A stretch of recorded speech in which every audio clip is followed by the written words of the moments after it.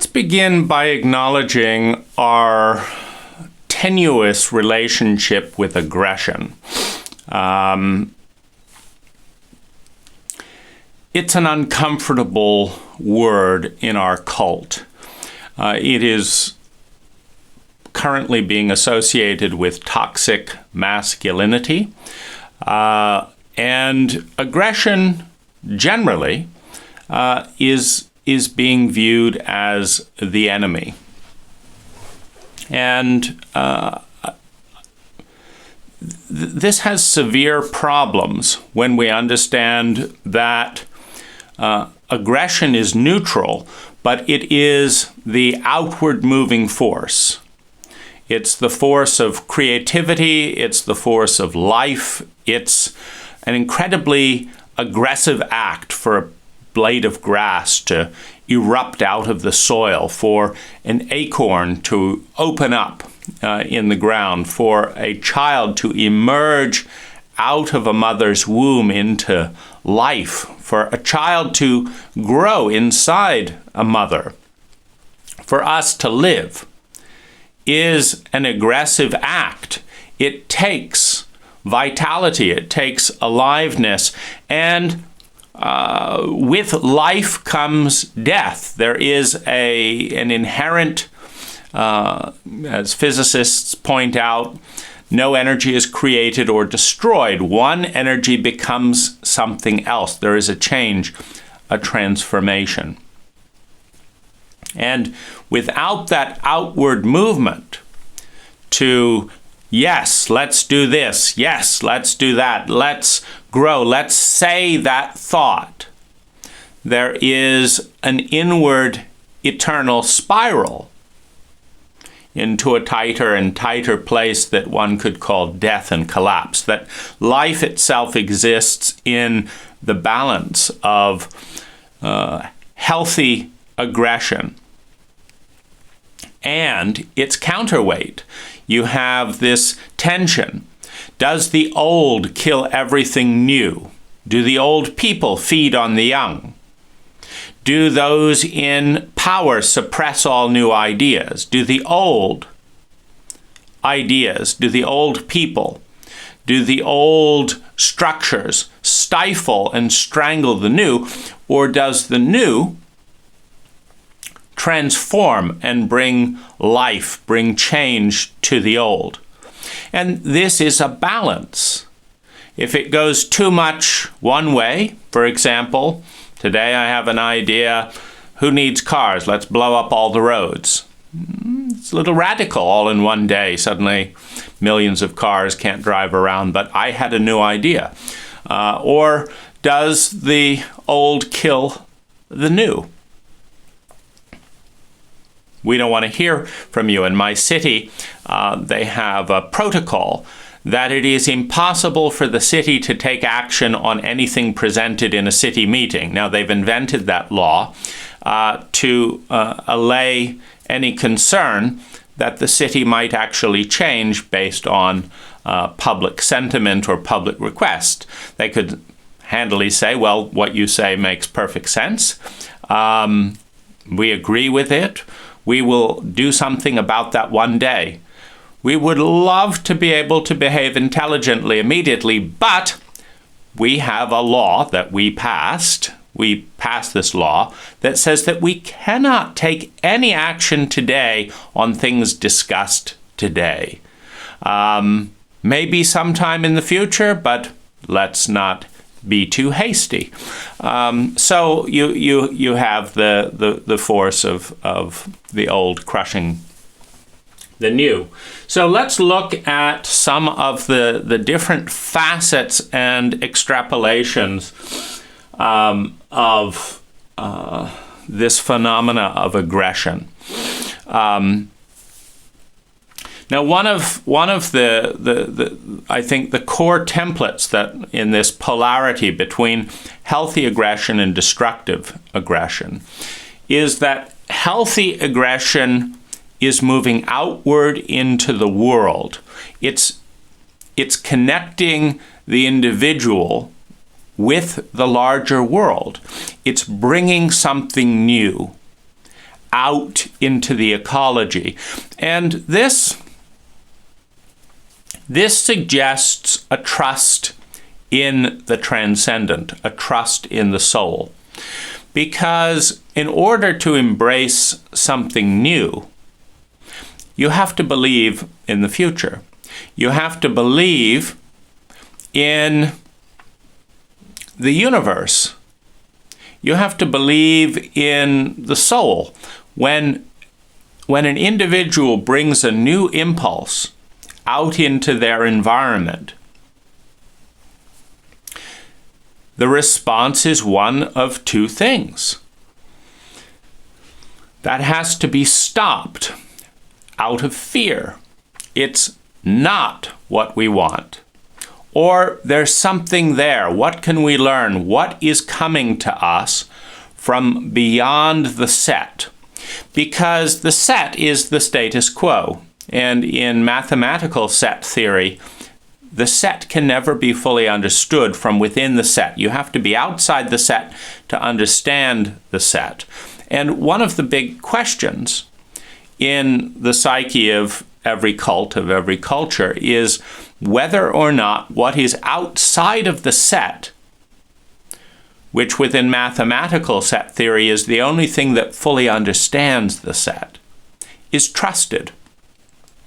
Because all energy that is inside the set flows from outside of the set, meaning the cell in the human body is its own identity. The cell, any of our physiological cells in the body, they're their own identity. But all the energy for the cell comes from the larger body. Now, if the cell does not trust the larger body, it will reject the nutrients, the blood, etc. It will fortify itself in a paranoia of battle with the larger self, with the larger body. But in doing so, it will die. Because if the cell creates a wall, and this is how some of our diseases function, if the cell creates a wall, that means that energy cannot easily flow out or in, and defends that wall rather than integrates with the larger self. It cuts itself off from the very life force and nutrients needed to live and soon dies. And sometimes it infects other cells with the same message. The body is the enemy. The larger self is the enemy. Fight at all terms. This is one of the reasons Einstein identified this question above all else. Do you believe that the universe is a friendly place, essentially? Or do you believe that the universe is essentially hostile? This belief is the pivot point towards embracing the unknown or attacking and defending against the unknown. This is also a pivot point in chauvinism. Within the paradigm of yin and yang, masculine and feminine, within the polarity of this paradigm, masculine energy is the point that is known. It is the particle. It is the dot. It is what is conscious. Feminine energy is what is unknown, unconscious. It is the space between the proton and electron. And as physicists and astronomers will explain, 99% of the universe is space. 99% of an atom is space. 99% of the solar system is space. So the feminine principle in much of creation is 99% of what's there. And in this way, there is some understanding of the insecurity of the masculine. the insecurity and desire to dominate and attack this thing that is so big. We know less than 1% of all there is to know. And so we cling to that 1% in relationship to the 99% with a ferocity verging on terror. Terror that last 1% might dissolve as well. The masculine ego is weaker than the feminine ego because it is more disconnected from the whole. And in its weakness, more disconnected, more fearful, more traumatized, more fragile, which is why it is easier to provoke a man into violation of himself and others than it is to provoke a woman. It is easier to provoke this fragile masculine energy into a fear of the unknown, into a fear of the feminine, than for someone who is living in that larger energy. The singularity of singular purpose and lineal thought is more fragile, more vulnerable to interruption than the diffuse awareness of the circle. Now, if you believe that the universe is an unfriendly place, that it is essentially hostile, you will go to war with feminine energy. You will go to war with space. You will go to war with the unknown. You will prepare and fortify yourself against change, against strangers. Strangers are in the unknown. You can tell the level of trauma within a cult by how suspicious, frightened, and defensive they are with strangers. We don't want no foreigners around here. This attitude, I'm reminded of the joke recently, I think it was Trevor Noah that talked about the British going to India and telling all the Indians that Britain was far superior than anything in India, and besides it was going to shoot anyone who opposed them, but we're the best country in the world. And then when the Indians started showing up in Britain, it's like, get out of here, what are you doing here? It's like, well, you said this was the greatest country on the planet. Why wouldn't we want to come there? You came over and invaded us and pronounced all this bullshit. So here we are. But it's going out into the world with battle, with we've got to conquer the unknown and make it like us, rather than learn and discover the unknown, to see the unique traits and gifts, the various balances and uniqueness in all of the mystery which is feminine, the mystery of the diverse cultures and beliefs and heritages and architectures and diets of the world. When aggression is turned inward on the self to destroy and attack what is new and wanting to come out into the world, it is evil in the sense that it destroys life, possibility, potential. It destroys the possibility field. It shrinks. It shrinks the exponential field of probability. That sense of it's like a if you have an equation. If you have 5 times 5, you see, what's the difference between 4 and 5? It's 1. So if you have 4 times 4, you get 16. But if you have 5 times 5, you get 25. In an exponential mathematical field, 1 applied exponentially takes 4, 16, to 5, 25. 900% return on the 1. So you have an exponential curve where 1 adds value exponentially. When you destroy the uniqueness of 1, you don't just destroy 1, you destroy 9.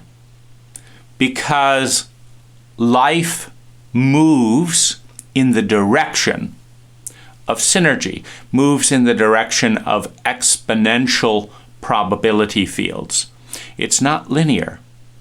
Now, probability fields are neutral, meaning this is why the one, the individual, is the light, is the beacon for the circle. An informed and competent circle that loves itself loves the one.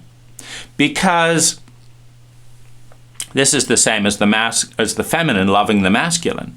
When the feminine loves the masculine, when the group loves the one loves the group. When you bring a strong, integrated, healthy individual into the circle, you do not get 1. In just the difference between 4 and 5, you see a difference of 9. This goes up. This goes up with each additional person. Each additional person becomes exponentially more valuable than the last because of the framework of mathematics which produce a probability field. That is, it's a neutral probability field. If you violate and traumatize and harm the one, you have an exponential dissemination of trauma. When the feminine hates the masculine and seeks to destroy it, the masculine, as it enters the field in a wounded state, seeks to destroy that which sought to destroy it. And in this way, that which is destructive is reduced. Two destructive cultures attack each other and kill half their people. Both of them are reduced. And in this way, the mathematics of destructivity guarantees that all self-hatred, that all hatred and fear of the whole will eventually cancel itself out, leaving space for something more transcendent, leaving space for love, for self-love to emerge in that which honors itself, where the circle honors the point. The circle is the point. The circle is constructed of points. If you look at the magic of geometry and you look at the sphere, the most elegant point in the multiverse, the sphere, the most elegant object in the multiverse, because it is graceful. Because if you want to transmute or transform or transport energy from here to here, the most graceful way to do that is to include it in a sphere and move it in a sphere. And this is why all transportation is spherical. The airplane propellers are circular. The wheels are circular. The train wheels on the train track, circular. But the circle is composed. If you build a circle in a computer, you build it with dots and lines.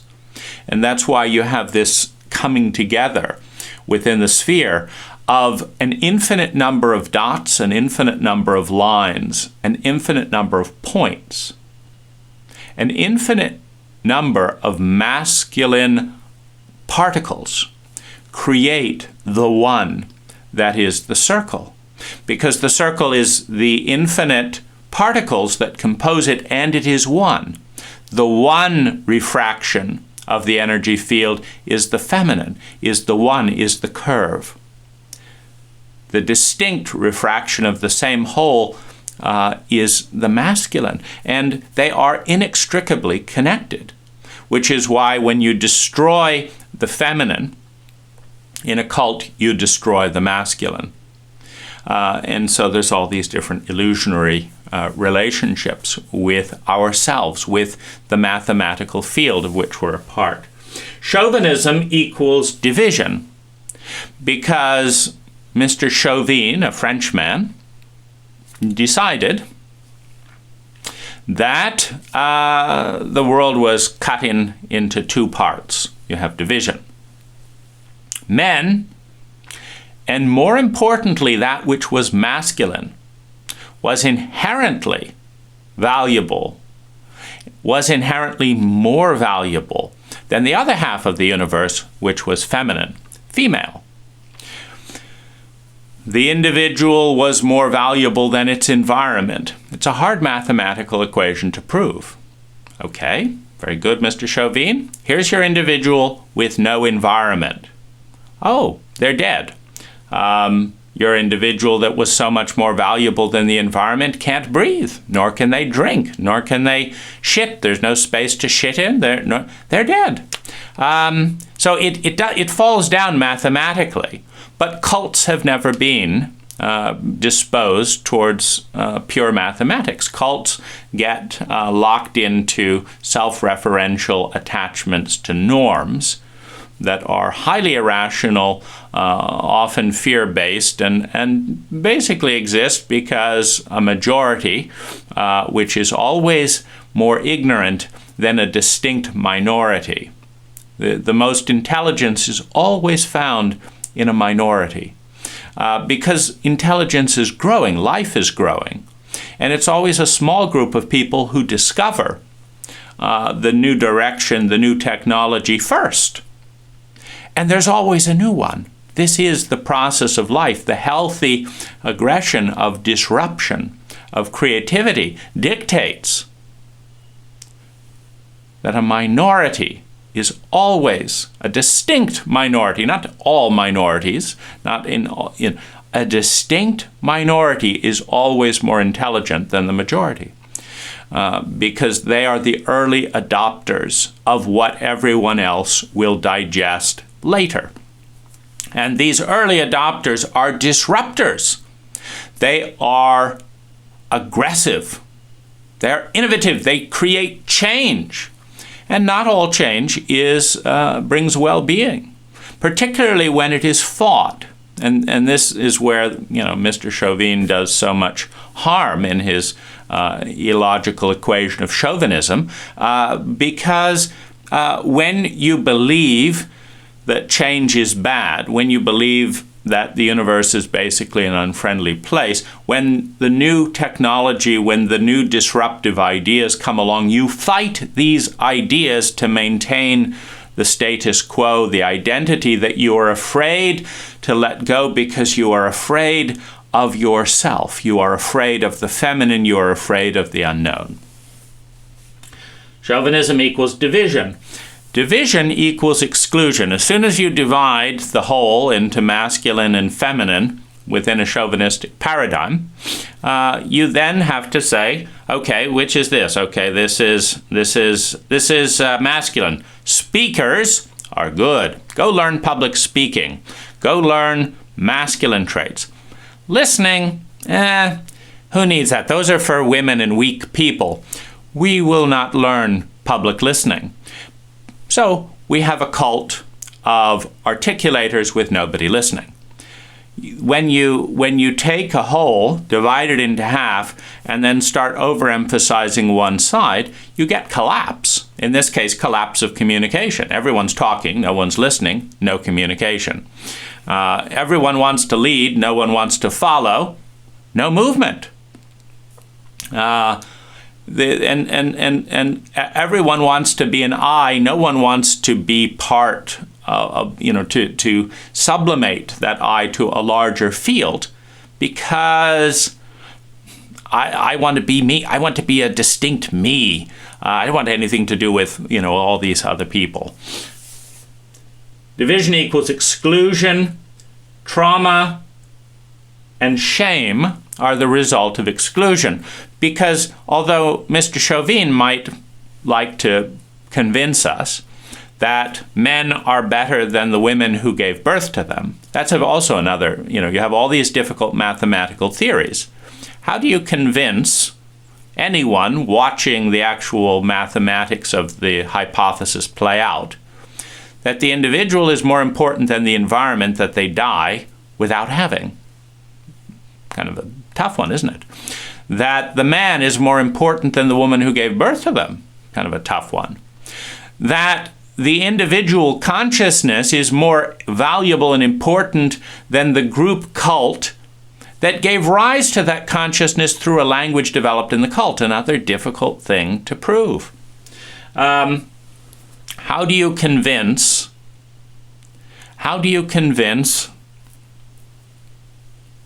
a scientist that talking is more valuable than listening, or leading more valuable than following, or that the new is always more valuable than the old,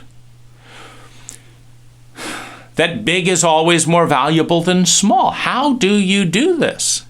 It doesn't hold up. In fact, many of the mythological fairy tales talk about the elder brothers. These are the chauvinists that are embodied mythologically in the narratives through the psyche that are designed to take us to the golden apple, that take us to the oasis, to the nirvana. It generally challenges the cult view, because the elder brothers set out with the largest horses, the brightest warrior. They're the big ones. They're the one everyone believes in. They're men. They're big. They're strong. They don't waste time. They get the job done. And they're always encountered by an old crone. They're encountered by some mice. They're encountered by some animals. And the crone says, spare a little bit of your bread for me. Well, the chauvinist doesn't see any point in wasting time on their important mission, some old hag, and says, get out of my way, old hag. I'm on an important mission for the cult. Off they go into addiction, into waylays and all this.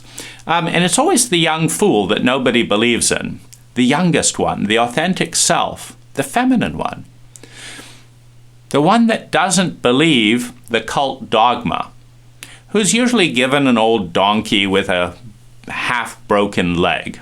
This symbolizing the break in the pot that the Japanese, when the Zen masters rake the garden, they shake the tree a little bit so to remind them that it is in the crack. It is in the crack of their cult that the light comes in. It is in not the cell, but the opening to the larger body that life lives. It is in the wound that there is the possibility of discovering something transcendent to the egoic personality that says, I'm all there is, because I'm me, and I must be all that is because I'm here and this is me. And it's a self-referential loop. And self-referential loops lead to death and toxicity. Mathematically, a cell in the body that says I'm all there is and therefore it's all about me, I don't need the nutrients from the bloodstream. An individual body that says I don't need all the gifts from the trees. They're sending out oxygen. I don't need it. It's all about me. Cut the trees down. We don't need any of that. Soon dies. It's a faulty theory. And so it leads to pain, struggle, and then death if carried to the extreme. And so cults gloss over these things in order to maintain their dogmas. They just don't apply scientific principles and theories to their dogmas. They apply them to things that actually need to work. Like we have battery manufacturers that create equal batteries. Positive charge, negative charge. You go into the cult and they say, oh, the feminine, the negative charge, we don't need that. But we need batteries to work, so we allow our scientists to actually produce batteries that are equal, have a positive charge and a negative charge equally, or they don't work very well, and we won't buy them. So we have this schizophrenia. We want stuff that works using dogmas that don't work, and we don't want to kind of really deal with that. When you exclude part of the self, when you exclude part of the psyche, when you break part of the whole out and exclude it, you threaten its survival. The individual cannot survive out of context with its whole, out of context with its environment. The masculine cannot survive without the feminine. At all levels, the individual can't survive without its environment. The individual can't survive its identity without its cult, without its culture, without its circle. The infant cannot survive without its family. You get trauma, the shame of exclusion. I am not wanted. Who is here is not welcome here. I am on death row. The Aborigines would execute their people by refusing to acknowledge them. And after 30, 40 days of banishment, where every single person pretends that they do not exist and are not wanted, they curl up and die, because there is no way to grow and live as an individual when everyone shuns all interaction and support and gives the message, we want you to die. You are not welcome here, and there's nowhere to go. It is a form of execution through shame. The shame of exclusion that lets the body know at a deep level, I will not survive as long as I'm on the outside. Needing to deny to fit in. You see, every individual has a masculine and a feminine side. Every man has to listen to something sometimes. Every woman has to speak something sometimes. Every man has to follow something sometimes. Every man has to lead sometimes. Every man and every woman has a masculine and a feminine side. And the particularly in the chauvinism of the jock, the male is asked to deny their sensitivity, their artistry, their musicality, their empathy, their emotions, their tears, their creativity, their presence, their sensitivity. They're asked to deny the feminine and participate in an evisceration, in a shaming, in a violation of the feminine through sexual abuse, through sexual innuendo, through humiliation of feeling. There's a process of evisceration of the feminine outside and simultaneously inside in order to belong to a sociopathic cult, because belonging is so key. We intersect our environment with our needs to survive, to feel secure, to have a sense of love and belonging. The first three in the primary hierarchy of human needs, every human being in all history has needed to survive, feel secure in that survival, have a sense of love and belonging. Love and belonging is the linchpin of security of survival. If you are in a group where you belong, where you are loved, your odds of survival and security go up exponentially. And so in this hierarchy of need, not preference, need, survival is secured, is locked in place by love and belonging. And you know that you belong when your pain is as valuable to your group as their own. When your joy is as valuable to the group as your own. If you are with a partner who, when you burst into tears, says, go deal with that, that's not my problem, you do not belong in that relationship. You're in a sociopathic partnership of expedience. You make me look good from time to time. You give me a good fuck from time to time. Don't push it, though. Don't push it, though. You're here because you're useful, not because you belong.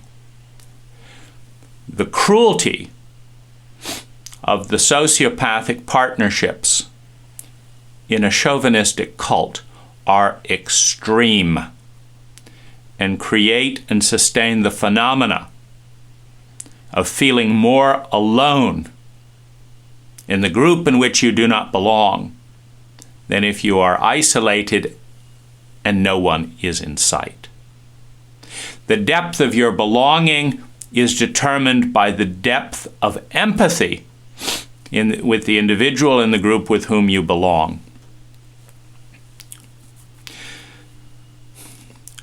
Faces of the self, personas, identities, patterns of thought, feeling, action, and speaking that establish into identities that become patterns over time so that you have a work identity.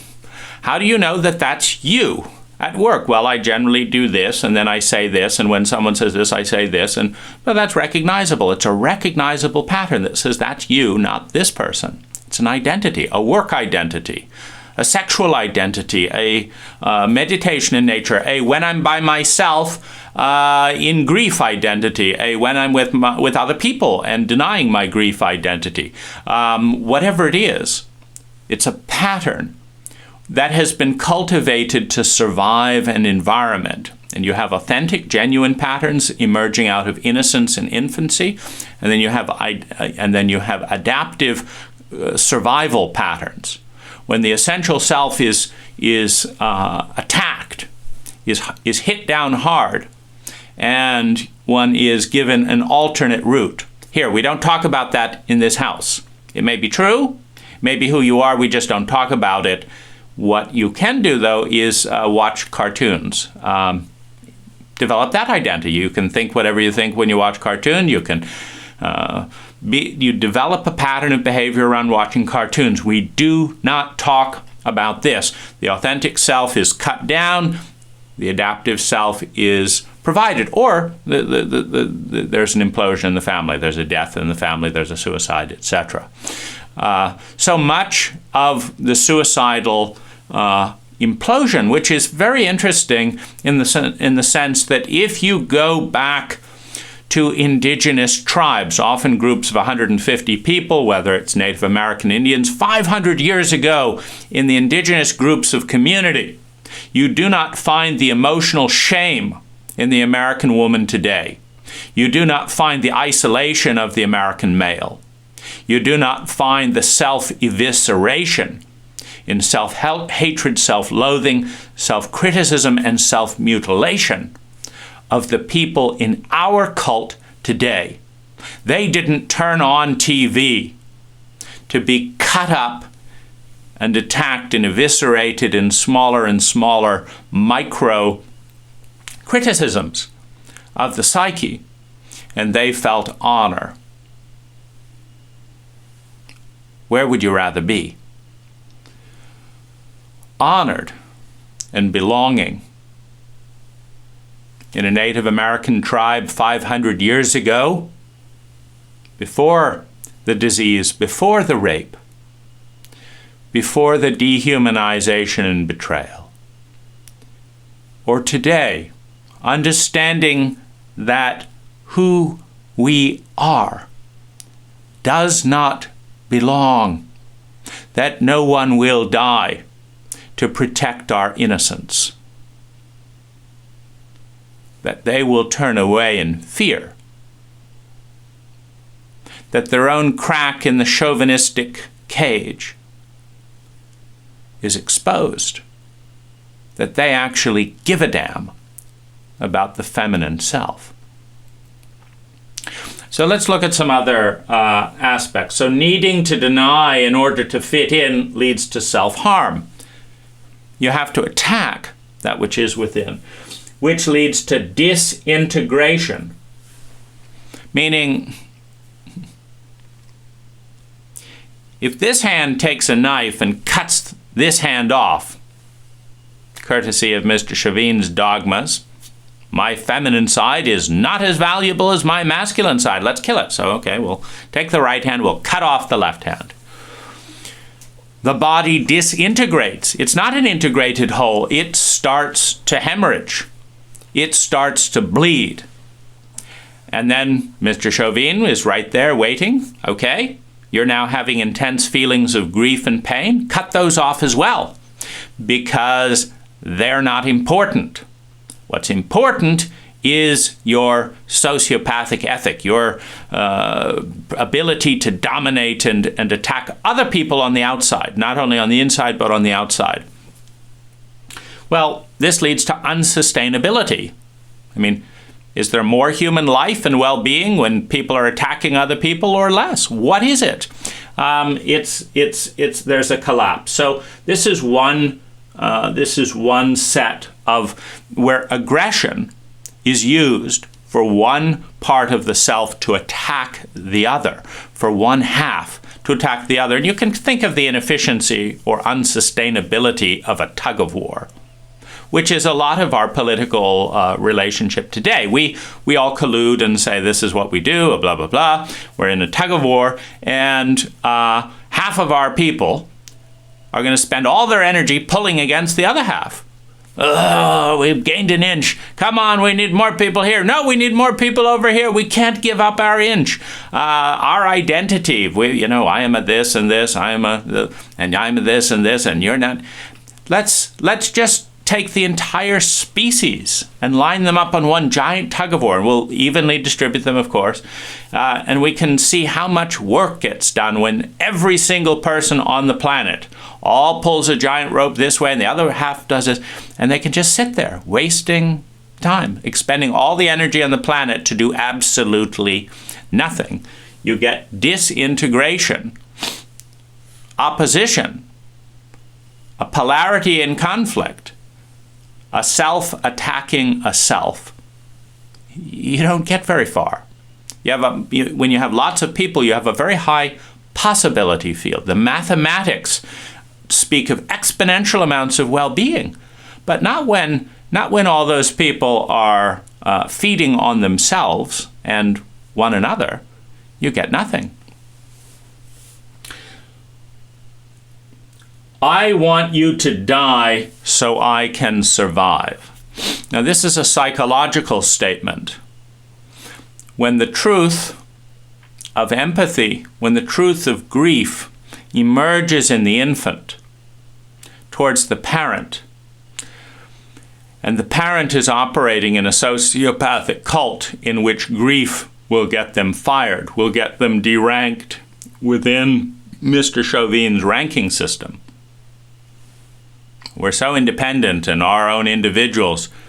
We're taking our dictates from a Frenchman hundreds of years ago. He's not even alive. Oh, Mr. Chauvin says that having feelings as a man makes me weak. Well, we better do what he says. Screw the country, screw our own lives and vitality. And so you, little one, are making me look bad. I'm a man in a chauvinistic cult. You can't make me cry. Stop it, little one. Stop being so feminine. I'm going to teach you how not to cry so that you don't make me look bad. I want you to die so I can survive. This isn't living. This is survival. Don't make me be thrown out of the group. This contrast with I want you to grow so we can live. Not just survival, but living, thriving. For this, you need the whole. To thrive, you've got to dissolve polarities and focus on synergies, on partnering. It's man against man, all the bullshit. That's survival. synergy, beauty, spirituality, exponential intelligence. Now we're talking about partnering and synergy, which you can't do with a paradigm of chauvinism. It won't make any sense. You can't be afraid of 99.9% of the universe and go out and partner with it. So you cut down the exponential field to the little 1% that is known, your tiny little world. So we have, again, healthy aggression going out, destructive aggression. Let's kill off the authentic self. Authentic identity based on fear-based identity. A child is upset. The environment is not conducive to their well-being. The psychological environment, the level of addiction, the level of emotional regulation, the level of pain that an empathic child feels in the family system around them is horrific, and they let us know. What do? Give them some vodka, tell them to shut up, put them in a separate room, rage at them, shake them, tell them let's leave them to cry themselves to sleep in another room. We have to get on with our identity. Our cult demands another chauvinistic day at a job that we hate, and a violation of the biology of need. The feminine science that speaks of how a child gracefully and elegantly matures into an adult through the love and the bond with the parents. Our cult has no honor for such feminine sciences, for such feminine bonds. And in doing so, it has no honor for itself. It raises dissociated individuals to be sociopathic grown-ups in a cult of violation, chauvinism, and fear. When the authentic identities are denied, attacked, ignored, marginalized, and traumatized, when the authentic voice of the infant is treated like a pathology, you get the inauthentic, the coping mechanism identities, the traumatized identities, which the first awakening is from the empathic self, which is being terrorized and ignored, the feminine, into the sociopathic self. This is as the infant moves from crying and weeping and screaming about the pain that they're feeling into the awareness that they are separate individuals in a sociopathic cult that will not respond with direct empathy, because that's a feminine trait. It will respond to manipulation.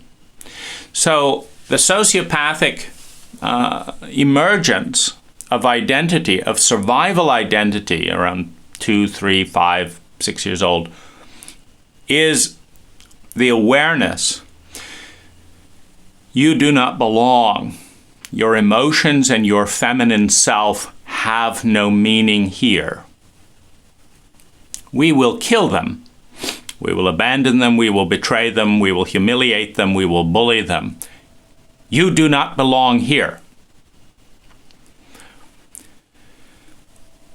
But you are hurt by the giants around you. What will you do?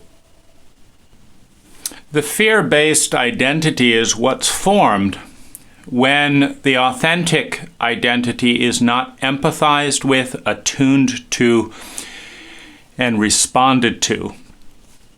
Just imagine the difference between a culture that would look at the experiences of its children and decide, city life is too violent for the youngest of our infants.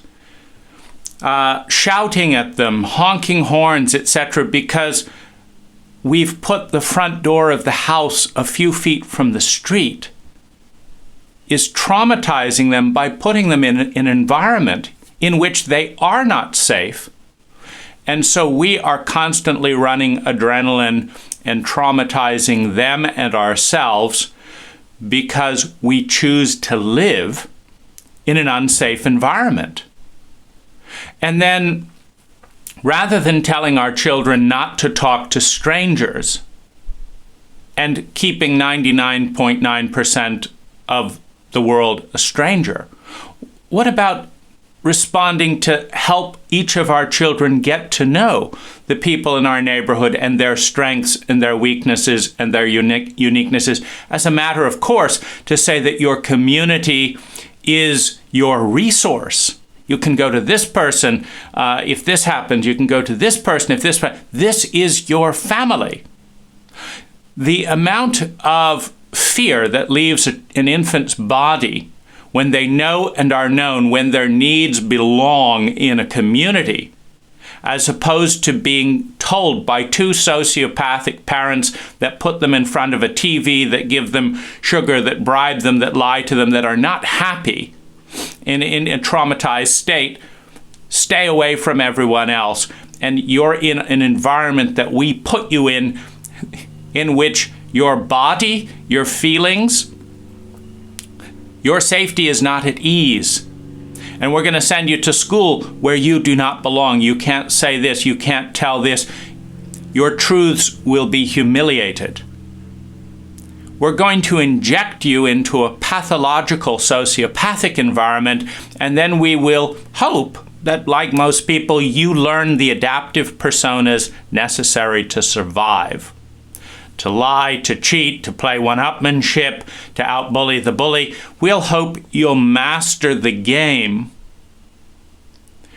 where the biggest mass in the environment dominates and violates the smallest mass, where the older, whether it's the older students, the older siblings, the giants, violate the younger. Unless you develop a coping mechanism of, how can I please you, Mr. Abuser, today? Oh, you'd like to see pornography of my sister, and then I can be part of your gang? Okay, let me violate my own femininity, let me violate my family, and I can belong in the sociopathic cult. Dissociated self versus integrated self. When the authentic self is traumatized with the message, we do not want your truth, your feelings, your perception, your gifts, your creativity, your uniqueness around here. Get it the fuck out of there. You have a trauma of dissociation that occurs as force builds up towards the infant on the outside to a point where the inner protector, this is the pivot point between creativity and destruction within the psyche. When the outer pressure, the hostility of the older siblings, the hostility of the teacher, the hostility of the parents are all saying, this part of you, it doesn't belong in our cult, get it out of here, is met by the small, barely formed warrior or warrioress in the face of the wall, in the face of the circle that says no. This is good. You said telling the truth was good. This is telling the truth. This is a good part. This is who I am. And it's met with derision, it's met with shame, it's met with humiliation, to a point that the warrior, that the defender, that the healthy aggression on the inside that's pushing out in a battle it can't win because of superior mass. In a sociopathic cult, all the big objects gather to feed and bully the small objects into convenience, into usefulness for itself. And cults do not reference science and well-being. They reference themselves. This is good because it's good because I like it. because it's good, and it's good for me, so it must be good. Get into line, kid. This is what you have to do for me, and I'll let you live. There's a bargain going on. There's an abuse contract going on. If you want to survive, feel secure, and have love and belonging in this cult, here's where to sign. Sign away your soul and become useful. And we'll let you live as long as you're useful. If you become too expensive, take up too much of my time, make me look bad in a sociopathic cult that will feed on me with a drop of the hat, the same way I feed on you. I will discard you. You are here because you are useful, and that's it. And you are useful in the framework of the cult, which dishonors the feminine. The dissociated self is the self traumatized with shock and shame into banishment, into unconsciousness. It is thrust back. And with this, the message, we do not want who you are. We want you to die. How about drinking yourself to death? Might shave 10 years off your life, maybe 20. The important thing is that you will bury the feelings we do not want to see in you, because we do not want to meet ourselves in the feelings you hold about us. In an abuse cult, the inadequacies, the fears, the violations of the cult are projected and handed to the individual in shame and asked to bury in silence. Belief in self or fear in self. When who you are terrifies the grown-ups around you who do not want to see themselves in your eyes. Who you are is viewed as the enemy by the cult, by the giants around you.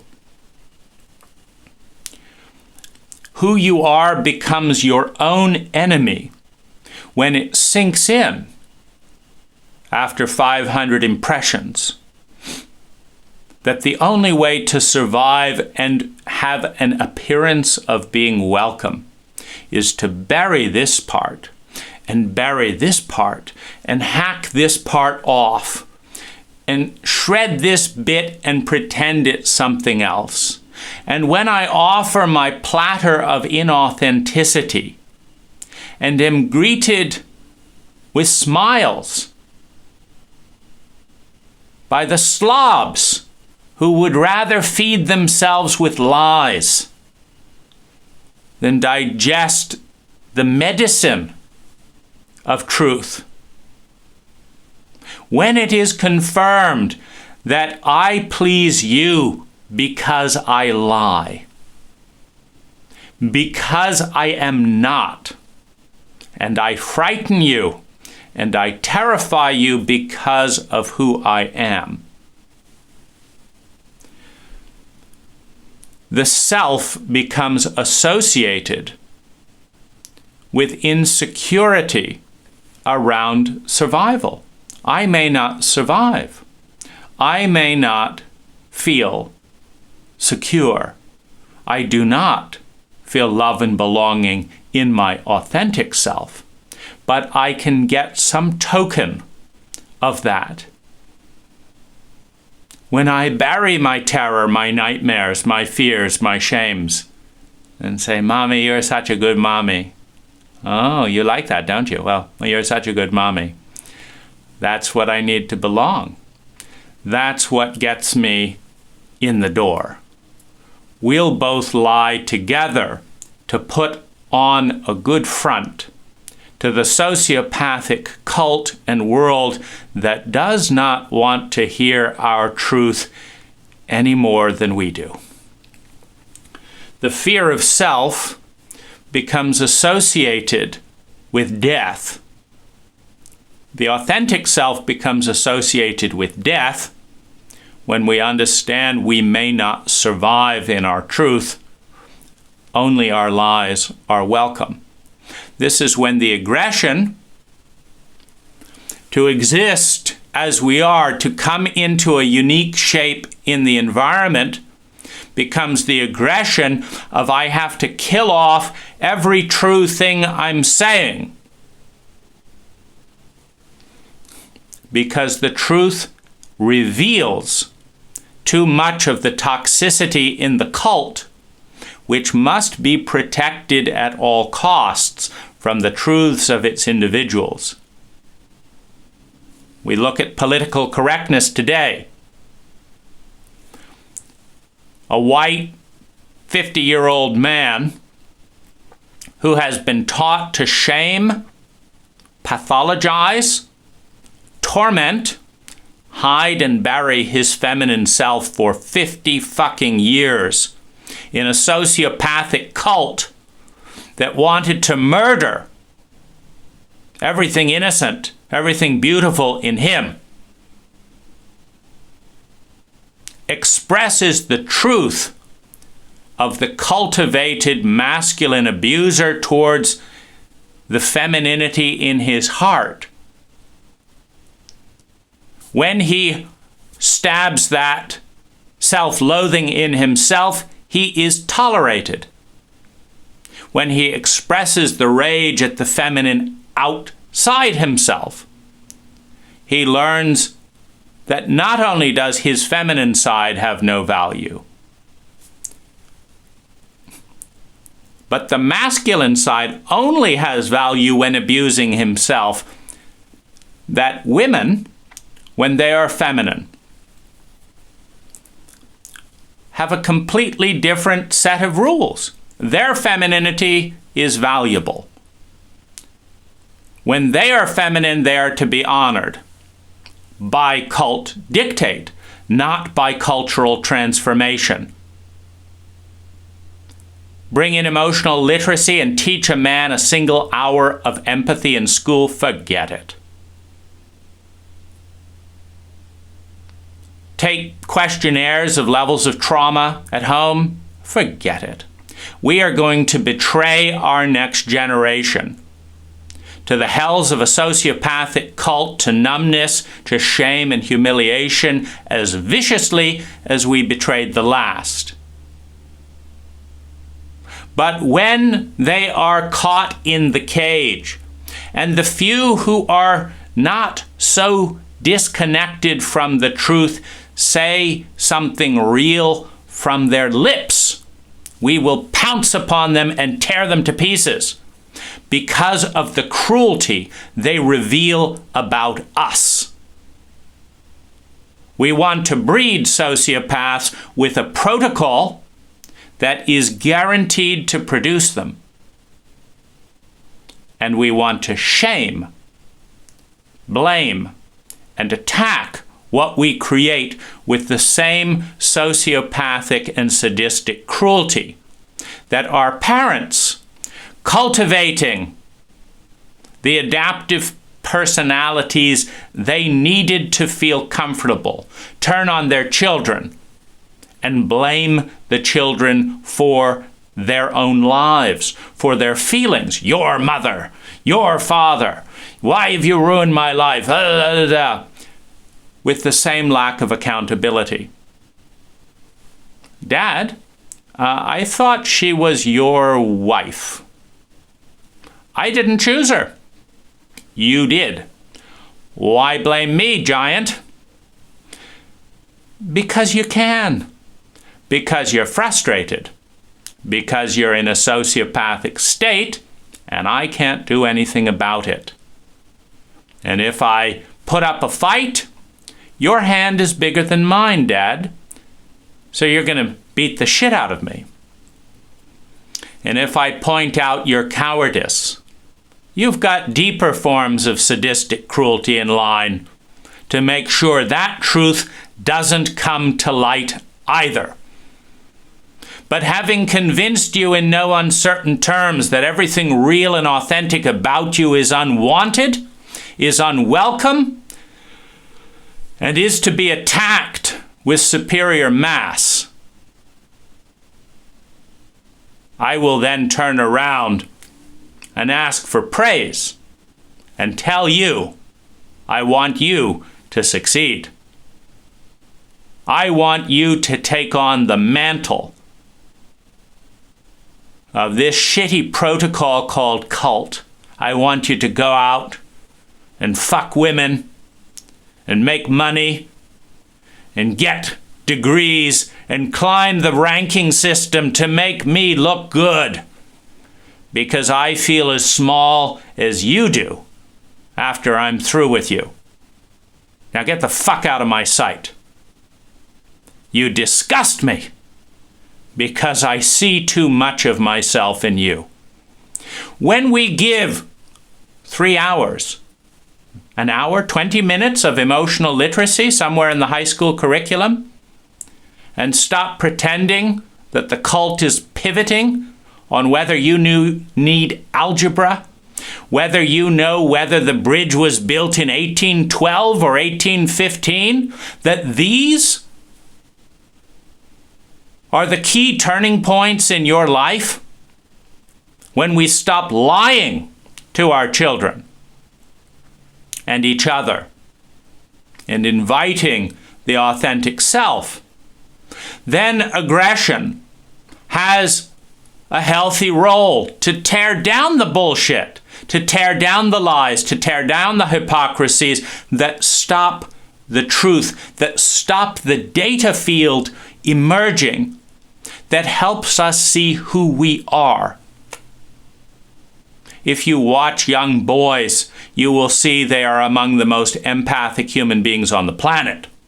What did we do to take that away from them so that we could set them up to be shamed and blamed for not having access to their feelings? That is the cruelty of this cult. And it is our cruelty when we say nothing to our own children, to our own abuse survivors, to ourselves, and regress into silence. Sensitivity is a factor in this dynamic because 10 to 20% of our population is highly sensitive. It's highly sensitive, which creates, in a sociopath, in an empathic environment, this is an advantage. In an empathic environment, this is an advantage because there is a lead on empathy. In a sociopathic environment, this is a curse. Because in a sociopathic environment, things are negotiated based on mass and who can cause the other person the most pain, and they are the one who pivots. It's not really about right and wrong. It's not about intelligence. You're a gang of 5. You want my lunchbox? I guess I'll give it to you. You're fucked up giants. You've got a whip. You demand me to lie so that you feel good? Okay, I will lie. And then you can, having extracted the lie that I did it and it was all my fault and I'm a worthless shit, now I can beat you up about that lie. Yes, you are a worthless shit. And why are you a worthless shit? Well, because you told me you were going to whip me unless I agreed with you. I can now beat you up about it. Sensitivity means that the sensitive person overloads with pain, shame, and grief before their abuser does.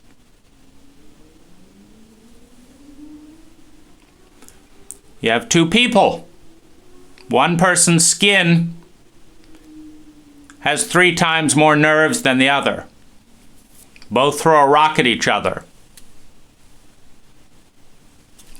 The sensitive person feels 3 times more pain. Who do you think wants to get out of that fight faster? The sensitive. It hurts too much. This allows sociopathic non-sensitives who, I mean, you think of this technology is aware. You think, are there any sensitives on the planet? Anyone? I mean, are we that dumb? Okay, well, the science is now there in brain neurology, so you'd think we would teach high school students, let's find who the sensitives are and understand that these sensitives have a unique role in the cult. Thomas Edison was a sensitive. Tesla was a sensitive. These group of individuals have pivoted the species forward, but most of them are tormented into addiction and into shame at our global expense. You want to kill off most of the inventors, most of the scientists, most of the technologists? You want to kill them off? Call them nerds, whatever? Go for it. And you will be too dumb to understand the possibility field that you murder and butcher in the process. And you won't mind because you are too dumb to know that you are dumb. This is one of the great insights from the Black Swan. When you are dumb, you are too dumb to know you are dumb. It takes a smart person to know that someone else is dumb or to know whether they're dumb or not.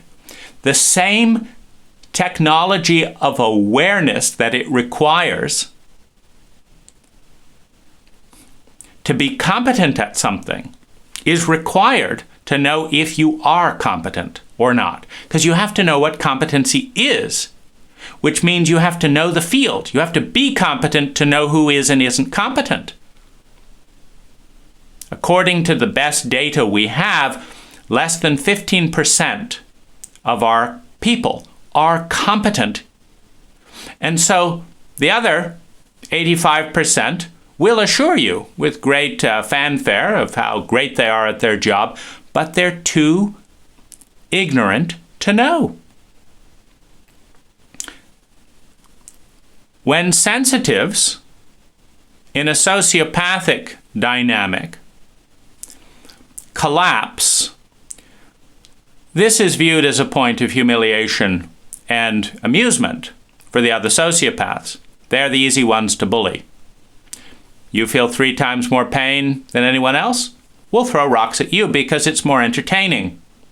It's more entertaining to watch you bleed and watch you scream. Less entertaining when you think of the circular nature of this self-hatred.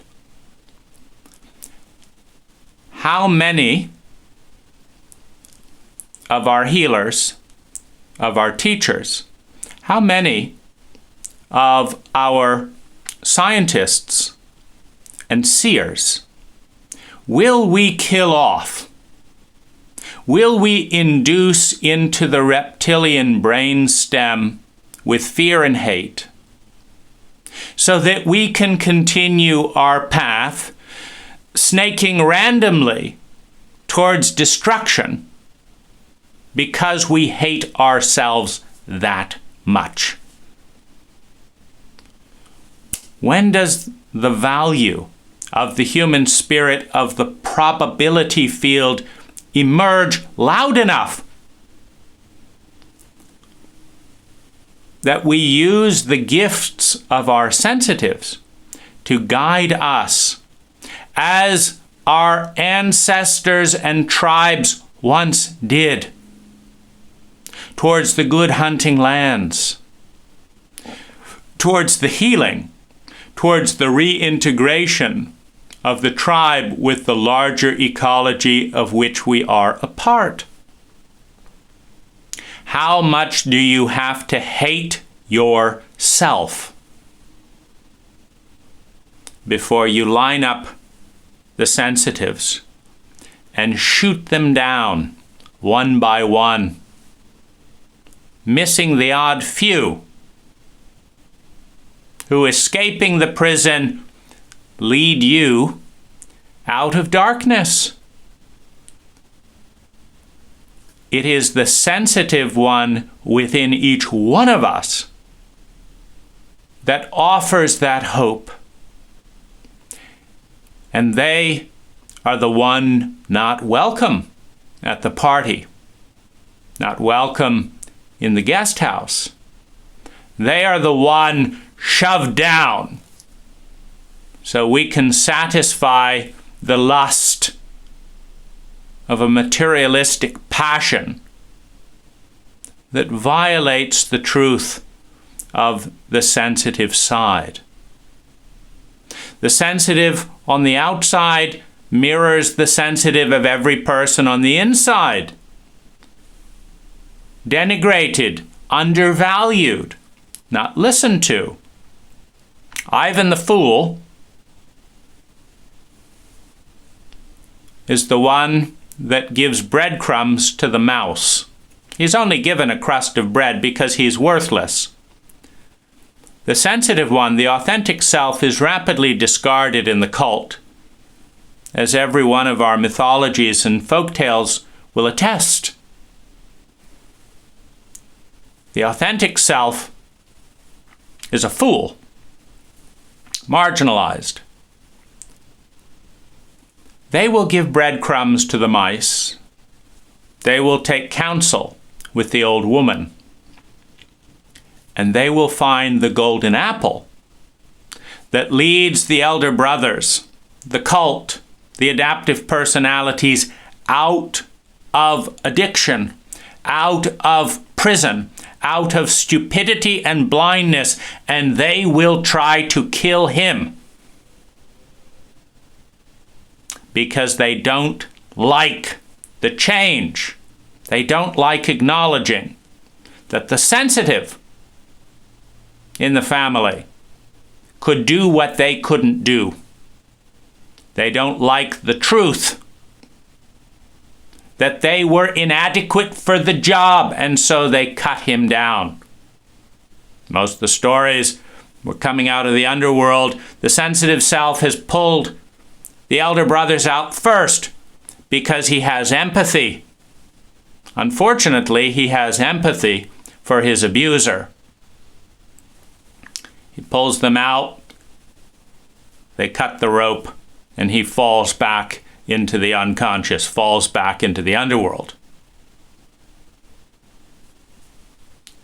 where he alone partners with the deeper energies of the psyche, the elementals, the gnomes, the spirits, the consciousness that our cult is far too sophisticated to acknowledge. The arrogance, the cruelty, the stupidity with which we dismiss so much of who we are sends us into the trenches on the left of the right, in addiction and pride and arrogance and blindness and angry defense of progress.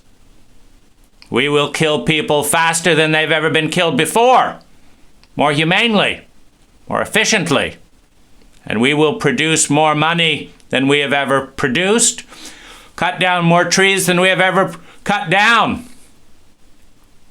We don't need to hear anything from you.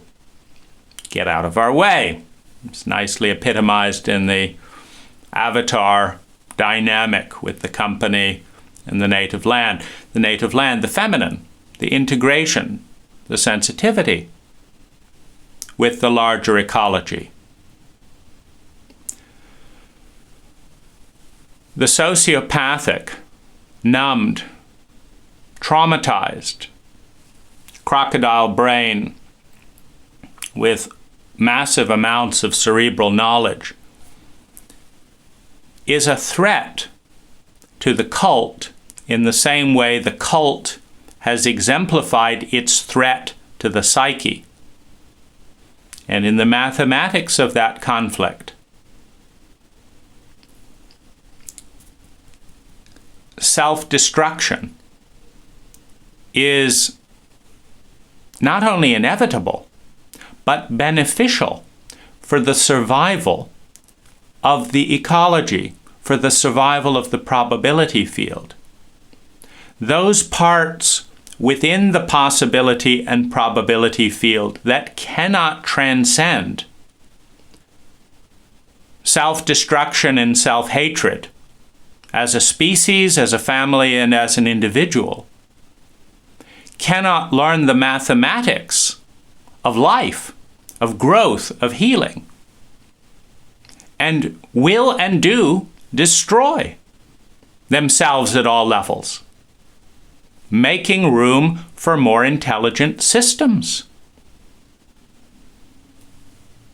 The game is still in play. Can we honor the authentic self, or is its truth too threatening? Can we honor the feminine in men and in women? It is often women who are the cruelest to the feminine self in the man, having had their feminine self shamed and belittled to such a degree that they hate it for reminding them of their helplessness to defend their own dignity, their own femininity in a cult that devalues them from birth because they are feminine. It's not just breasts or vaginas that's the devalue. It's because you feel more. It's because you empathize more. It is because we need you. There is no man without a woman. It's biological. Sensitivity adds to this dynamic. It accelerates it. It accelerates the destruction, or it accelerates the healing. Sensitivity. Empathy. Empathy goes both ways. In the story where the elder brothers, of course, fall into the traps of their arrogance, it's just scientific fact that if you take half of who you are and you blind it and suppress it, you don't see as clearly as someone who's using both eyes. It's basic science and mathematics. The cult-programmed chauvinistic brothers do not see value in the mice, so the mice never help. They don't see value in what's small. How could an old woman help? Is the attitude of the elder brother. The young one, the fool, doesn't ask how she could help. He asks how he could help her. Old mother, I don't have much, but what I have I share with you. And she gives him a gift of sight that the elder brothers do not have. Empathy allows for certain things to be seen. It also is a pivot point. When the empathy is higher for the abuser than it is for the authentic self, the power is given to the abuser to kill the authentic self, because the abuser has no such empathy. You can think of the dynamic of Michael Cohen and Donald Trump. Michael Cohen had empathy for his abuser, but having protected his abuser, he was thrown under the bus as nothing, because the sociopath has no value for the empath. The empath understands the pain of the sociopath.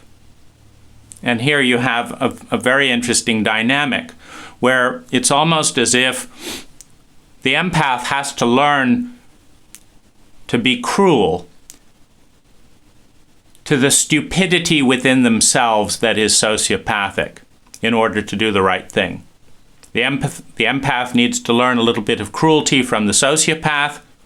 The sociopath obviously needs to learn empathy from the empath. But without learning and honoring some of the cruelty, some of the stupidity within the sociopath that says, I use everyone 100% for what I want and need, and then throw them away as soon as they are no longer value. The sociopath incarnate is the adaptive personality who went through that protocol in childhood of understanding in no uncertain terms that they had no innate value of their own, that their only value was the praise, was the image, was the sexual gratification, was the ego gratification that the child could provide to the parent. And they were well weighed parsimoniously Are you worth keeping? Are you worth being my child? We'll see. We'll see. Make yourself useful, or you may never belong here again. That dynamic, which trains a sociopath in an abusive house, has no place for their own presence and being, because there was no place for that in the home, because there was no place for that in the cult. Who are the sociopathic parents? They are regressed children in a cult that had no place for them either. They understood that their value came from the production of cult-sanctioned memes and products that were irrationally elevated in a grandiose, self-referencing statement that we need bigger houses, we need this, and this is good because it's the good and stuff, and if you will do this and this and this, you're important, and otherwise you just don't matter that much as a human being. When the soul was shredded up and thrown out the window with disgust to make room for the plans and protocols of the cult rank ascender in a sociopathic state. The big pivot here is when big protects small or big violates small. This is the distinction between which part of the brain the cult runs on. The reptilian brainstem is the brainstem induced by trauma. The more traumatic the cult, the more the individuals in the cult will operate from the reptilian brainstem, which is a sociopathic fight, flight, freeze protocol for engaging with crocodiles. In this state, every small person and object is to be much like the British prep school in the 1800s, fagged off. The elder boys in a sociopathic state will have a pecking order. And the whole point is to get to the top of the pecking order where you can spit on, shit on, get sexual gratification from everyone below you. It was often the sensitives in this prep school environment who were used for sexual gratification by those higher up in the fagging pecking order. In a sociopathic cult, hierarchy is essential in a dominance paradigm where I get to gratify my needs at your expense because I'm bigger, because I'm smarter, because I have better cult rank, I have more money, I have more whatever it is that gives me mass. I can hurt you more than you can hurt me, and I use that for the advancement of my ego in a sociopathic state. This is the great overthrow of the French monarchy. I'm at the top of the pecking order because I was born, Louis the whatever. Who gives a fuck? I was born at the top of the pecking order. And I am going to bankrupt my cult. I am going to bankrupt my psyche. I'm going to bankrupt my culture and my country by demanding that everyone sacrifice their survival, their security, their sense of dignity, self-esteem, love, and belonging to feed my ego. Tax the peasants more. I want thicker gilt edge on my toilets. I want a bigger palace than the ego of that dickhead across the ocean. I use superior mass to kill anyone who objects, to imprison the political dissidents, and to feed the most unhealthy part of the psyche at the expense of everyone else. And the revolution that takes place is inevitable and part of life. Sociopathic cruelty has a very low level of mathematical probability field. In other words, if you look at the amount of well-being that can be generated per capita, per unit of energy expended across the planet, with everyone in a sociopathic state competing to be at the top and dominate everyone else, you will find less than 1/100th, meaning it is 100 times less intelligent if you are a human being. If you're a human being, what you want to live in is an ecology in which it is very easy to turn energy into human well-being. That's what you want. But instead, you live in an ecology that takes vast amounts of your energy, consumes vast amounts of terror, grief, loneliness, uncertainty, and helplessness, consumes enormous amounts of natural resources, more per capita than has ever been spent in the history of humanity. Even the French tyrants didn't consume this amount of natural resources per capita to create low levels of mediocre human well-being. We live longer in our loneliness. Big fucking deal. We're highly educated in our stupidity. Who gives a shit? We're lonely. We're dissociative. We have shame. We have addiction. We have disconnection. We don't know what the fuck we're doing. And another few thousand square feet added to our house isn't going to solve the problem. And we don't know what will, because we'll never look at the violated, regressed inner child and feminine that the psyche of the cult rejected to help us survive.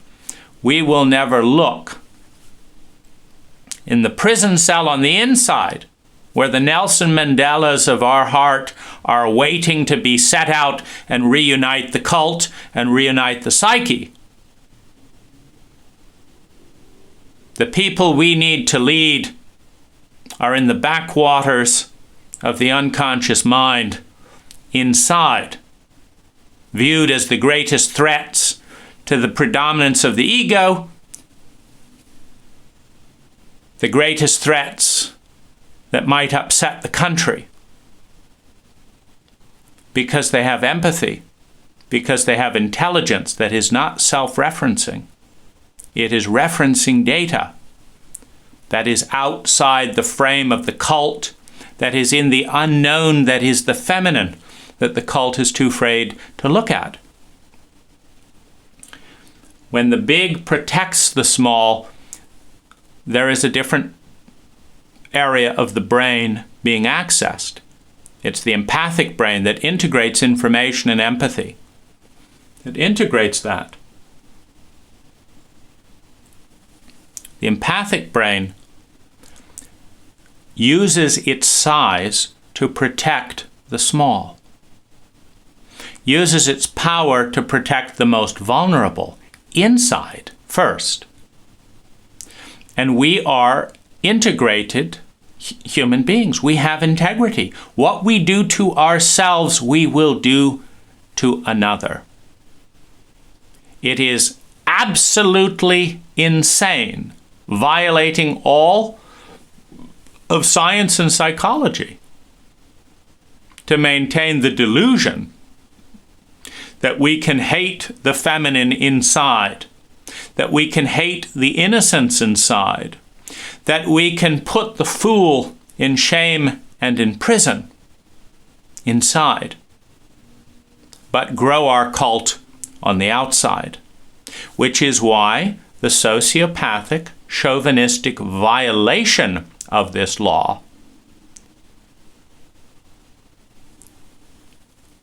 by denying our young people, our teenagers, a single hour of emotional literacy, a single hour of psychological literacy, a single hour of traumatic literacy, a single hour of relational intelligence is pathological cruelty and self-hatred on an institutionalized level in our community today. It is taking the possibility field of the psyche and cutting it up with an ignorance and stupidity that we are not intelligent enough to grasp. When the big protects the small, you have empathy, you have a possibility and probability field that is 1,000 times more intelligent. It is 1,000 times easier to create a sustainable unit of human well-being per unit of energy, time, money, and natural resources invested, coming from the brain, the empathic brain, than it is coming from the sociopathic brain. And that 1,000-time reduction in well-being and increase in pain is what we fight for when we protect the status quo of our cult to avoid our fear of the feminine in the face of the unknown, in the face of the unconscious. When we cut her down inside and out,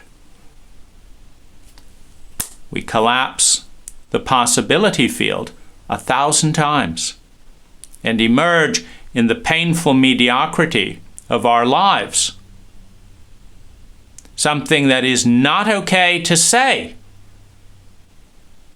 in a sociopathic cult. The cult sacrifices its people to protect the status quo. The family system sacrifices its family members to protect the power structure. The cult violates its people. Its government violates its people to protect the government. We are in a reptilian state. And the only way to survive crocodiles is to fight, flight, and freeze with the best of them. But crocodiles will never know love, will never know well-being, will never know the joy of grieving for something so beautiful it breaks the heart open to lose. Crocodiles will never have self-esteem, and neither will many of us.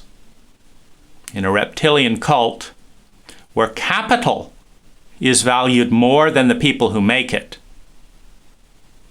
Just ask a capitalist.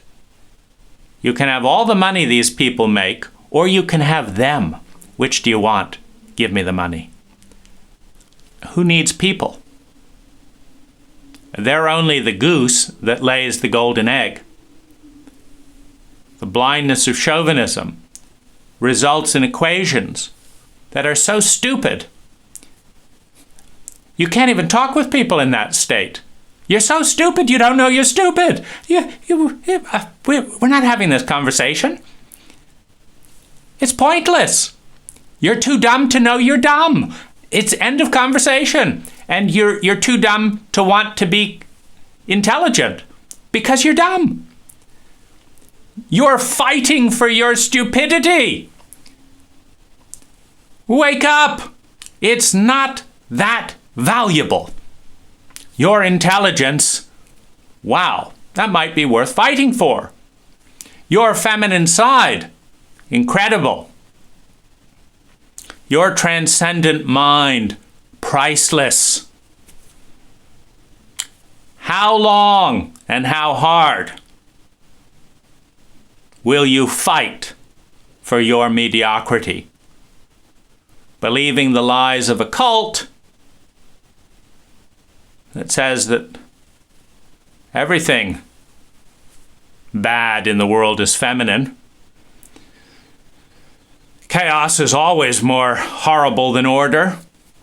Darkness is always more useless than light. Let's cut the world in half and go to war with ourselves. Insanity. This is all for your own good. It's wonderful that a few people like Alice Miller write books. The body never lies. Well, when we do have truth-tellers in our midst, we go to war and attack them with the same stupidity as we attack the truth-tellers in ourselves. They can get you killed. Maoist China murdered the intellectuals, the thinkers, the artists. They murdered everyone who knew. When you are in a pathological, traumatic loop of self-hatred, something you will not transcend with traumatic illiteracy. You must actually study trauma. You will kill off everyone who can help you out of prison. The descent of Maoist China into trauma, into self-hatred, into poverty, into survival personas in which your own family members were likely to turn you in for a crust of bread, is the descent into a deeper level of chauvinism than we have reached yet in our cult. But we have different versions and different forms. The essential being, the essential presence, whether it's devalued because it's conscious, whether it's devalued from materialistic science, materialism, the denigration of the feminine. Only the masculine is real. Only the outer world is real. Inner states, mere byproducts. It's actually a profound form of self-hatred by the scientists. There are scientists today who publish books that explain to you that consciousness is an illusion, an aberration, a random chance in a meaningless universe that is 100% material.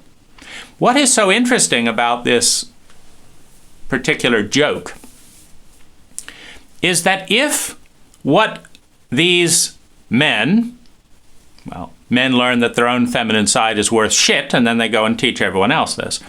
But they learn it from women. They learn it from women. It's their mothers. It's the lovers in their life that say, I don't want to cry, baby. I don't want to see the disgust of the feminine self. I want a real man who will dominate me, like my father. These books, these scientists want you to buy them. So you mean to say that your mind, Mr. Scientist, is an aberration. Your consciousness, an illusion. That nothing you say is anything but random chance, and that you, sir, are irrelevant. Then why the fuck should I buy your book? Why spend $20 on random nonsense from someone who has no value? And yet they will be passionate in their conviction that you are idiotic if you don't buy their dogma, which they explain is completely random. Why do they write the goddamn book in the first place? Because they are disseminating the meaninglessness and worthlessness of their feminine self inside that they have learned in the materialistic dogmas of their institutions, which are highly dogmatic in this domain. Science is not scientific when it comes to its priestly supremacy. It's not scientific to pretend that the unknown is knowable. without any proof. They have no proof that this doesn't exist or that doesn't exist, but they're dogmatic,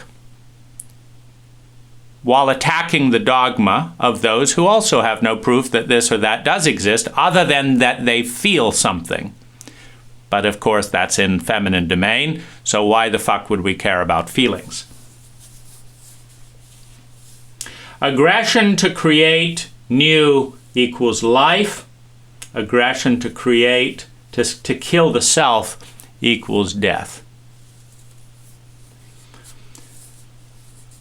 An abuse contract is the contract of a smaller entity in a sociopathic power structure to placate and please a larger entity in order to survive and meet the needs of survival, security, love, and belonging and self-esteem. A love contract is the partnering, is the empathic connection that we are one, is the partnering with a larger mass that is welcoming you into its midst. You have an abuse contract or a love contract. This is part of the map that touches on the creative life force that can be perverted to attack itself or that can flow outward, creating an exponential possibility field where, because you exist as a unique individual, authentic in both your masculine and your feminine side, growing from the 200 million year old reptile into the emotional, instinctive, limbic animal, into the conscious and aware limbic animal, the conscious sociopath, into the empathic aware person, where I see you and I know you because I know me. And I am not at war with the entire fabric of the universe. I am part of something bigger than myself, and you are too. What matters is how we relate. When we honor the connection we have together with empathy, rather than dishonor that connection with the sociopathic ethic, when we honor that with empathy, we can function as one, a feminine principle. We can function together, a feminine principle. We can form a circle, a feminine principle that in partnership can create synergies beyond the wildest dreams of the isolated sociopathic, fear-based ego individual in the disease and pathology of the disowned self, of the tormented and bullied minority. You can measure the intelligence of a cult by how well it treats its minorities on all levels. How the dominant racial identity treats the other racial identities will tell you the intelligence, mathematically speaking, of the dominant racial identity. It's also important you measure the intelligence by how the large ones behave to the small ones, basically. Because this is how they behave when there is no fear. When kiss-ass business executive fawns over his boss who can give him a promotion, you do not measure the level of empathy in that dynamic. Because in a sociopathic system, the smaller person will always sacrifice what is good to protect what is rotten in the bigger identity, which is an abuse dynamic. This is the deterioration of a cult, the disintegration of an individual. But it is a power structure and a dominance hierarchy. What is good and authentic will be sacrificed to protect what is less authentic, to secure survival, security, love and belonging, esteem. So many times you find this dynamic where, in this case, the man fawns over his boss and his coffee and his this and says everything nice, and then comes home and just shreds the self-esteem of his children in his own house. Because he knows he has to do that, and he has no value as a human being. He knows he has to play a role, and he knows that other people are playing the role, and he's still helpless. Because the boss will pick whoever pampers his ego the most. He knows the whole thing. It's a lie, has no worth. So he knows what a shit he is in every moment of that interaction. But his kids maybe don't understand that they're shits just yet. So he's got to tell them when he gets home, you are no better than me, you're a shit too. Look at it, you didn't even do this and this and this and this and this and this. Now we're all shits, and none of us value the internal self. You measure the intelligence of an environment, of an ego structure, of a level of consciousness by how well the majority treats the minority, particularly when the minority does not have power to dominate the majority. That is when the majority will treat the minority the way they treat their inner psyche, without fear, to hinder the sociopathic betrayal of the psyche, of the possibility field. The majority will treat the minority as cruelly, as insignificantly, as patronizingly as they treat their own minority personalities on the inside, which in a chauvinistic cult is the feminine.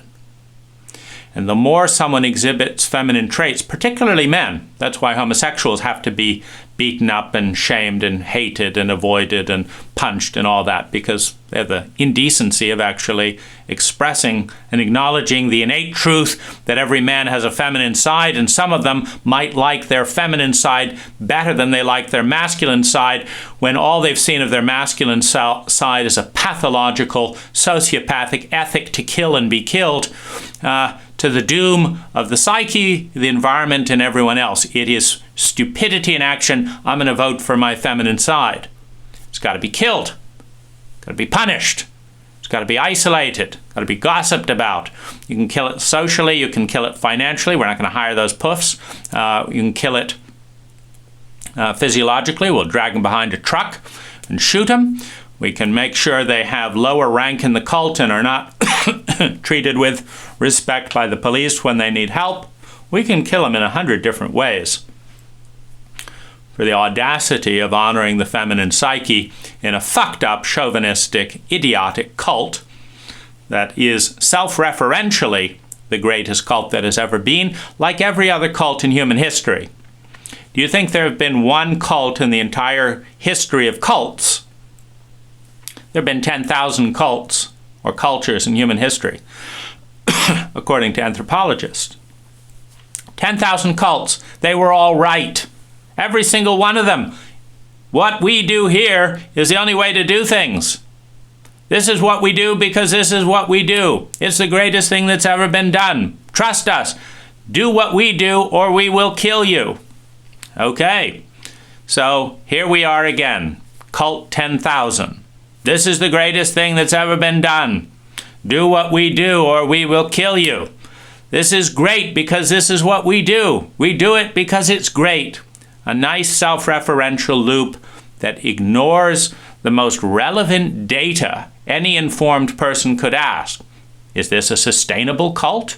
If everyone lived this way, would the world be a better or a worse place? Is there anyone else doing any of these things we do in our cult better than we are? Are the Danish people who pay their high school students $1,000 a month to go to an excellent college, doing a better job of educating their people than the Americans who give them $200,000 of student debt that follows them to their grave and pushes them into subjects that are mature subjects that nobody really needs in terms of the cult evolution, but they make good money. Mature subjects make money. Bleeding edge subjects are risky. You can't get a $200,000 student debt and feel solid to study something like the transformation of global waste into sustainable ecology, because we don't have a smart enough cult to hire you for that most essential job when you come out knowing something that nobody else particularly wants to know. It's not part of a mature market, but lawyers, how to fight and steal other people's money for better or worse, that's a mature market. So if you want to pay off your $200,000 debt, you better study something that's not terribly relevant, but is highly valued in the cult. Backwards again. How much do we hate ourselves? You just step outside the self-referential loop. You study the entire planet, past, present, and future, and imagination. You look at what could be done, how much energy it would take to do it, how much well-being would occur if it happened, and then look what we're doing. And then you try and create change, and you watch the stupidity of the uproar. Don't threaten us with change. Go away. We want our mediocrity the way it's always been. Get the fuck out of here. This is the laughable cruelty of our cult towards ourselves, towards one another, towards our children, towards the environment that gave birth to this level of stupidity. And this is where we will stay, either going into another cataclysmic disintegration and starting the evolutionary process again. It will evolve. You see, we're not the center of the universe. There are thousands upon thousands of universes. And in those universes, including our own, there are thousands upon thousands of cultures. And consciousness is more intelligent than our own by orders of magnitude. Life will not stop because one planet blows itself up. Forget it. Consciousness will not stop because materialist scientists are too dumb to grapple with the paradox of why they think you should read their books, that their own consciousness doesn't exist. Life will go on. Consciousness will go on. Intelligence is inevitable. Growth is inevitable. Love is inevitable because it is inextricably linked with competency. Competency is inevitable because it is inextricably linked with love. The only totally self-referential equation that stands on its own is fun. It is more fun to succeed than it is to fail, so we will ultimately succeed. It is more fun to love than it is to hate, so we will ultimately love. It is more fun to grow than to stagnate, so we will ultimately grow. No energy is created or destroyed or ever will be. It changes. It is an experimentation. Who we are will become something else, smaller, less complex, bigger, more complex. We have a role in that with our free will. And ultimately, the energy that is right here contained in the prison and prism of the human ego will be in a divine state. From some perspectives, it already is, because it's more fun. It's more fun to have fun than not to have fun. It's more fun to be beautiful than to be ugly. It's more fun to be symmetrical than to be clumsy. Grace is inevitable. Beauty is inevitable. Goodness is inevitable. Truth is inevitable. It takes less energy to tell the truth than it does to live a lie. You have to suppress the truth to live a lie.